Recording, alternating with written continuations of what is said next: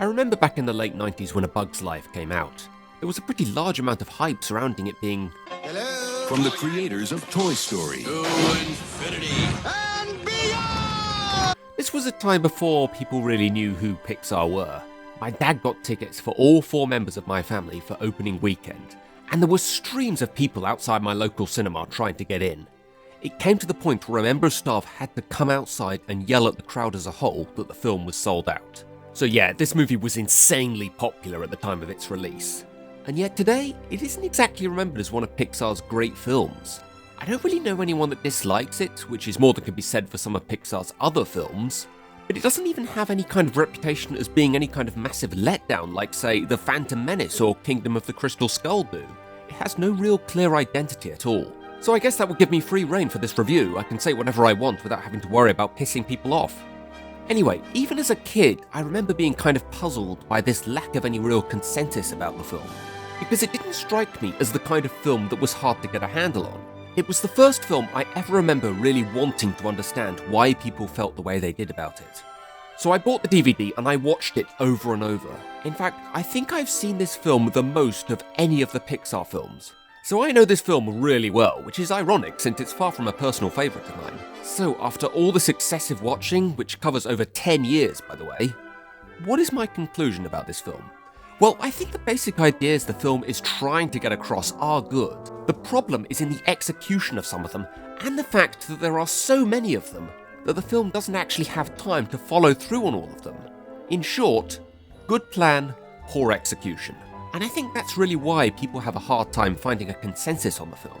It seems like a good film on the surface, it's only when you look deeper that the cracks start appearing. Let's start with the plot. A group of ants are collecting food for an annual offering to a group of grasshoppers. But when one ant accidentally causes the food to fall into a stream, the grasshoppers' leader Hopper demands that they collect twice as much food before the end of the summer. The ant that caused the accident, named Flik, attempts to make up for it by finding bugs to fight Hopper's gang when they return. The setup to Flik, the film's main character, is one that is as old as the hills. He has a thirst to prove himself and make a difference in the world. But he's also an outcast who is frowned upon by society for being different. Now, I have no issue with this being an idea that's been done before. A film doing something that's been done before is not in and of itself a bad thing. I'm looking at you, Doug Walker. What can be a bad thing, though, is if it's poorly executed, and that's where the problem lies in Flik's setup. It's clear that he's an outcast, but the reasons why that is are a little unclear. During his introduction, we see him presenting a couple of new inventions to the princess, a machine for harvesting grain and a telescope, both of which seem to work perfectly fine, and it seems like they would be useful tools for the ants to use. There is never any indication that these inventions don't work or would do anything but make life easier for the other ants. But the princess and the other ants around her not only reject Flik's ideas point blank, but they are actually rather irritated and angered by Flik even suggesting these new ideas. Why? What's Flik done to garner such a negative reputation amongst the other ants? There are a few hints during the film that Flik's new ideas often mess things up, or to use Flik's own words, make things worse. The princess even sends him away on a fool's errand later on, just to get rid of him. But during the entire film, we see about 4 different inventions from Flik, and they all work perfectly. In fact, I can't think of a single instance where Flik's ideas, or anything else he does, have actually made things worse for the ants. There is the incident at the start of the film where he messes up the food that they were collecting for the grasshoppers, and it is caused by one of his inventions, but that was more of a freak accident than Flik messing things up with some new idea. Now, some people have told me that this is actually the idea. It is a commentary on how society isn't comfortable with anything new or different, but over time, they will become more accepting of it. Okay, fine, but the problem with that is, that means that the flaw is with the other ants. They are the ones that need to learn something. They are the ones that need to go through an arc where they change for the better. And they are not the focus. The focus is on Flik. The main character of this film doesn't learn anything or change at all during the events of it. There is even a scene about 2/3 of the way through where Flik is suffering from self-doubt and the other characters have to talk to him to restore his self-esteem. And don't get me wrong, it's a nice scene and all, but it doesn't fit at all with what we've seen from Flik up to this point. Flik works well as a protagonist. He is completely likeable and you do want to see him succeed. But he has no arc in this film. Pixar would do this plot where the protagonist wants to prove themselves but is also frowned upon by the society that they live in, again a decade later with Ratatouille. but I feel it was better executed there for two reasons. One, Remy is a rat that is picky about what he eats. It just makes more sense that the other rats would find the attitude strange. Rats, by nature, do not care about what they eat. Second, the fact that the film is actually about the thing that makes Remy different, his passion for food, as opposed to being about just the mere fact that he is different. If these two things had been present in a bug's life, I think it could have worked. Like, maybe Flik could have started out as a bad inventor. So it would make more sense that the other ants wouldn't like his inventions, and then as the film went on, his inventions gradually improved, therefore giving him an arc where he actually learns something. Later in the film, we meet a group of washed-up circus bugs. Flik mistakes them for warriors, and they mistake Flik for a talent scout. If that sounds far-fetched, that's only because it is. This misunderstanding between the ants and the circus bugs is really forced. Flik doesn't mention anything about them fighting grasshoppers the whole way back to the island.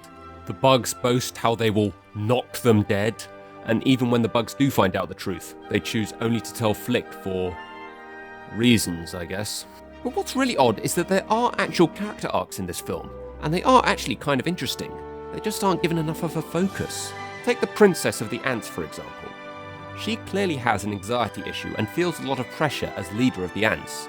She isn't completely convinced that she has the competence to do her job, and there is actually a good amount of evidence to support this. She sends Flik away telling him to find bugs to fight just so he's out of the way. But when he actually returns with a group of bugs, she panics because that wasn't part of her plan. It apparently didn't even occur to her that Flik would succeed.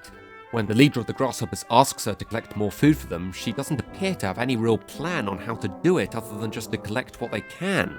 But when Flik shows up with the bugs, she's still uneasy about letting them fight because it wasn't part of her original plan. These are clear signs of someone that is still learning the ropes when it comes to leadership. And I did enjoy how she seems to gain more self-confidence during the film. But like I said, it just isn't given enough focus, and it's a real shame. Her sister Dot, who is voiced by Claire from Heroes by the way, also has a kind of arc where she is trying to learn how to fly. But there isn't really much to it. We just see her trying and failing to fly a couple of times, and then on the third attempt she succeeds. The scene where she actually does fly for the first time is quite effective. But this whole arc has nothing more to it than before she couldn't fly, now she can. Hey, I just realised, this is another set of princess sisters. The circus bugs also seem like characters that should have been given more of a focus. In fact, I would go as far as to say I wouldn't mind seeing a TV show about them. There is such a great cast of characters in this group. You've got the wise leader, the comic relief, the muscle, the femme fatale, and the dummy, as well as a few others. Yet with all these different personalities, this group is really just a single entity in the film.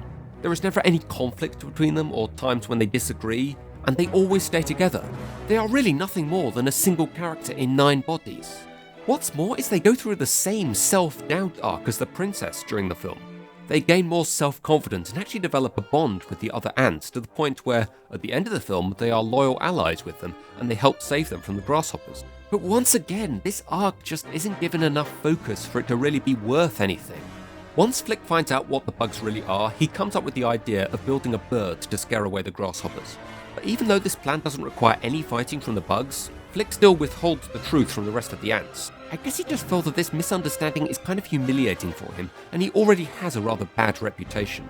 It's not like there's any advantage to him telling them, so I guess I'm willing to accept that. What I'm not willing to accept is the way the other ants react when they find out the truth. They abandon the plan with the bird, even though the fact that the bugs are not warriors doesn't actually affect this plan. Even as a kid, I remember thinking, what does this actually change? Flik even pleads with them at one point that the bird will work, but they just ignore him. Now I get that Flik should be called out for lying to them, but couldn't something like that wait? Aren't there bigger things going on here? Well, what do you know, in the very next scene, the ants find themselves at the grasshopper's mercy, having failed to provide enough food, and the princess is like, well, what do we do now?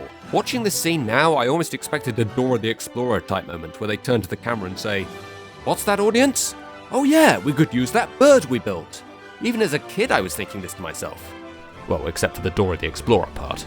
Now, to be fair, one of the circus bugs actually has 2 brain cells and suggests exactly this idea later on, but it still irks me how long the film takes to get to that point. But the character in this film that really has me scratching my head about what his deal is the antagonist, Hopper. Now, Hopper is kind of a unique specimen when it comes to Pixar films, as he is the only full-out villain they've ever had. All other Pixar antagonists have simply had the wrong kind of ideas, or just don't care who they need to step on in order to get where they need to be. And before you ask, yes, that's including Syndrome, because he's not evil when we first meet him. Hopper, however, is a bad guy through and through, and there'd be nothing wrong with that if his motives for being bad made any kind of sense. But they don't. From what I understand, the film doesn't explain it very well. Hopper and his grasshoppers have the ants collect food for them, and in return the grasshoppers let them live. But what do they need this food for? It's made pretty clear later in the film that the grasshoppers don't actually need this food the ants provide for them. So why do they make them collect it?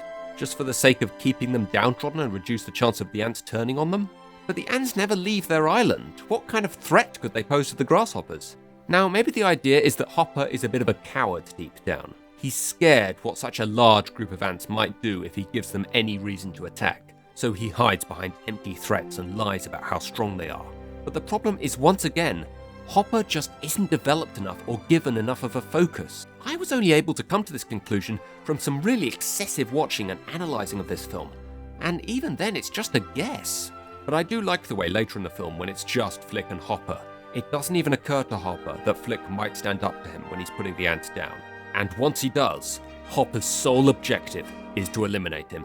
The problem though is a moment at the end of the film where, after Flik has exposed Hopper's lies, convinced the ants to fight back, and scared off the rest of Hopper's gang, Hopper still seems convinced that he can just get more grasshoppers, where and how he plans to get them I don't know, and carry on the same as before, just by eliminating Flik. Flik has already convinced the rest of them that Hopper is wrong. What good will killing him do now? There does seem to be a theme of cut off the head and the body will die going on in this film, because the epilogue kicks in the moment Hopper is killed, which even as a kid kind of annoyed me because it means we don't see how the other ants really feel about Flik's coming back to save them, and much like in Aladdin, his lying is just forgotten about.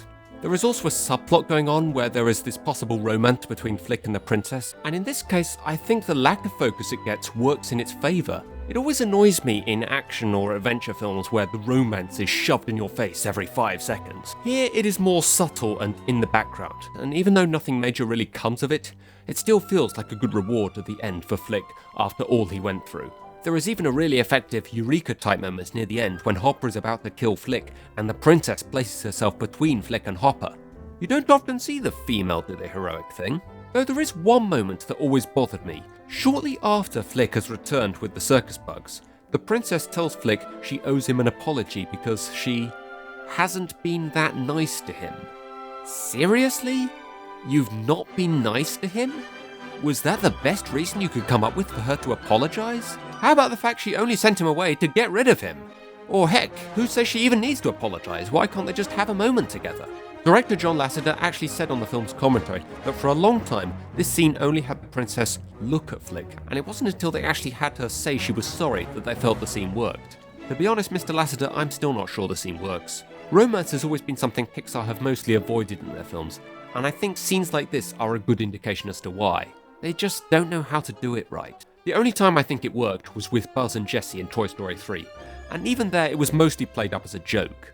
This film for me represents something of a learning curve for Pixar in terms of how to write a good story. With so much going on, it did give them a chance to experiment with a lot of different kinds of things. How much time to give certain things, and what kinds of characters to use in certain situations. For the most part, I think it all worked, there just wasn't time for them to follow through with everything. In the long term, I think they've learned a few lessons from it, and well, we're still talking about them today, with them having won 7 Academy Awards for Best Animated Film, 2 of which were also nominated for Best Picture. So in the long run, I think A Bug's Life did help Pixar to make their later films better, but as a film on its own, it falls short.